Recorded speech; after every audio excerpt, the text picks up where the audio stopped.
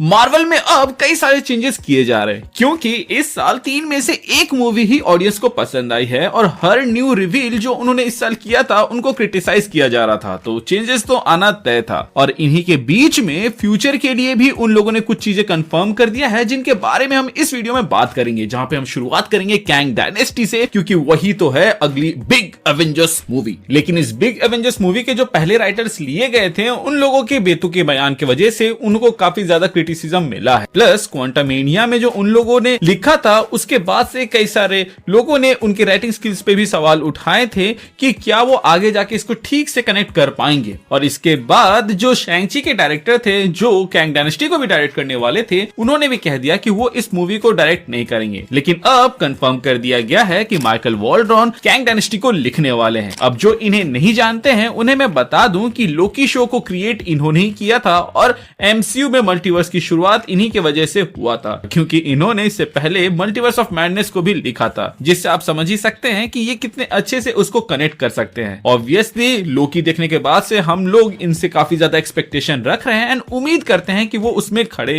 होंगे क्योंकि मल्टीवर्स से जुड़ी हुई कहानियां इन्होंने ही एमसीयू में फिलहाल अभी तक लिखी है और ये जेफ लवनेस से तो काफी अच्छा चॉइस है। लेकिन एंड ये हम सभी जानते हैं कि इनको यहाँ पे चूज करने का सबसे बड़ा रीजन लोकी है। एक तो ये लोकी सीजन के क्रिएटर है, ऊपर से लोकी बहुत ज्यादा पॉजिटिवली रिसीव्ड हुआ है एंड जो कैंग डायनेस्टी है वो लोकी सीजन 2 के एंडिंग से ही पिक की जाएगी। तो जो बंदा डायरेक्टली दोनों प्रोजेक्ट से कनेक्टेड रहेगा वो इन दोनों के बीच में जो ट्रांजिशन है उसको इजीली और अच्छे से कर पाएगा। अब यहाँ पे हम स्टोरी पार्ट की तरफ देखें तो हम जानते हैं कि लोकी खुद अब यग्द्रसिल का सेंटर बन चुका है जो कि पूरे मल्टीवर्स को संभाल रहा है, पर कैंग डायनेस्टी में कैंग्स उसी मल्टीवर्स के अंत की शुरुआत करेंगे। तो कैंग डायनेस्टी में भी हमें लोकी देखने को मिल सकता है। पर जो ये लोग ट्राई कर रहे हैं कि जोनाथन मेजर्स के कैंग को पुश बैक करने का एंड किसी और कैरेक्टर को सामने लाने का जैसे कि डॉक्टर डूम, तो मोस्ट प्रोबेबली कैंग डायनेस्टी में ही कैंग का किस्सा खत्म हो जाएगा। और वो कैसे होगा मैं आपको बता देता हूँ। तो जिस तरह जब ही हू रिमेन्स कुर्सी में बैठा रहता था तो उसको एक मल्टीवर्सल वॉर को रोकना रहता था, लेकिन क्योंकि अब लोकी सारे टाइमलाइंस को प्रोटेक्ट कर रहा है और फ्री विल दे रहा है तो मल्टीवर्सल वॉर तो होगा ही।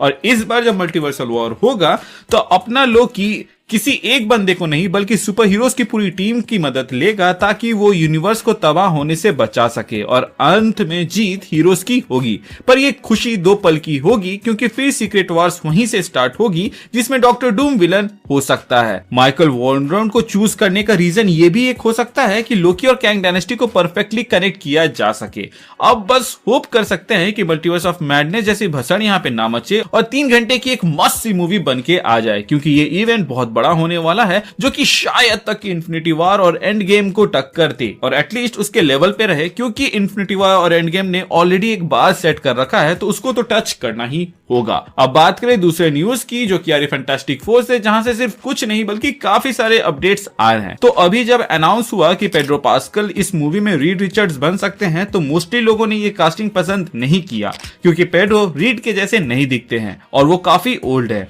जबकि वो ऑलमोस्ट उसी एज पे हैं जिस पर अभी अपने ओरिजिनल रीड रिचर्ड्स थे पुरानी मूवीज में, जो एक्चुअली अच्छी कास्ट हो सकती थी। पर एक थ्योरी कहती है कि पेड्रो को रीड बनाने का रीजन यही है कि उन्हें ओल्ड रीड चाहिए था पर ओरिजिनल वाला एक्टर वापस नहीं चाहिए था, जिसका मतलब एमसीयू में सू स्टॉर्म भी ओल्ड होगी और जॉनी स्टॉर्म भी पीटर पार्कर से बड़ा होगा, तो वो जॉनी और पीटर के आइकॉनिक दोस्ती को शायद ही यहां पर दिखा पाए। मेरे ख्याल से यहां पर एमसीयू फैंटास्टिक फोर से ज्यादा फोकस करना चाहता है उनके बच्चों के ऊपर, मतलब कि फ्रैंकलिन एंड वैलेरिया जो कि सू और रीड के बच्चे हैं, क्योंकि Franklin one of the most powerful mutant में से एक है और उसकी रियलिटी बेंडिंग पावर्स अलग ही लेवल पर है। तो ये सीक्रेट वॉर्स के लिए एक इंपॉर्टेंट कैरेक्टर बन सकता है। अगर हम कॉमिक्स को ही फॉलो करें तो मल्टीवर्स के अंत के बाद उसे वापस रिबिल्ड करना होगा, जिसके लिए बहुत ही पावरफुल कैरेक्टर्स की जरूरत पड़ेगी। और अगर तुम ध्यान दोगे तो फेज 5 में एमसीयू में हमें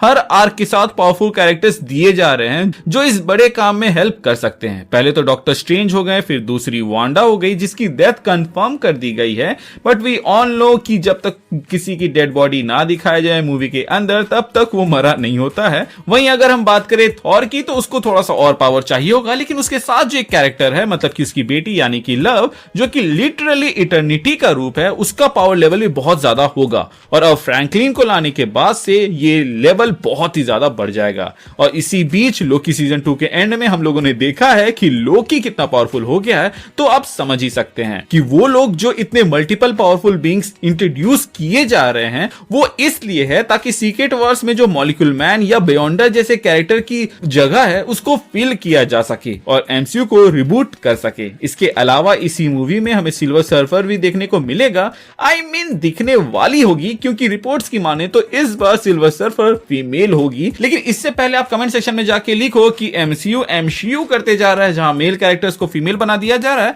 तो बॉस ऐसा नहीं है। यहाँ पे टास्क मास्टर के जैसा जेंडर ब्लेंडर नहीं किया जा रहा, बल्कि कॉमिक्स में कुछ इश्यूज में हरक्यूलिस की ग्रैंडडॉटर जो कि जूनो होती है वो कैरेक्टर्स की हेराल्ड बनती है। तो हो सकता है कि एमसीयू ओरिजिनल सिल्वर सर्फर की जगह हमें इसको दिखाना चाह रहा हो, क्योंकि हरक्यूलिस को तो हम लोगों को थॉर 4 के अंदर दिखा दिया गया है, तो बेसिकली वहां से कनेक्शन बन सकता है और ये शायद तक मूवी की डिमांड हो, इसीलिए वो लोग ऐसा कर रहे हो। अभी तक हम लोगों ने देखा नहीं है तो इस पे कुछ टिप्पणी नहीं करते हैं और इसको गुड या बैड वाले कैटेगरी में से हटा के टेम्पररी होल्ड पे रखते हैं। अब आते हैं अगली खबर की ओर, जो कि आ रही है मून नाइट की, और वो ये है कि उसका सीजन 2 आने वाला है। इसके साथ ही मिस मार्वल का भी सीजन 2 आने वाला है और इन दोनों के अंदर 6 एपिसोड होंगे। जहां मून नाइट का तो समझ में आता है कि जैक लॉकली को इंट्रोड्यूस करना है और उसे एक प्रोमिनेंट कैरेक्टर बनाना है, वहीं लाइला को और भी ज्यादा स्क्रीन टाइम देना है, जो कि शायद तक आगे जाके एमसीयू के बाकी कैरेक्टर्स जैसे कि वर्वुल्फ बाय नाइट या ब्लेड से भी कनेक्ट कर सकते हैं,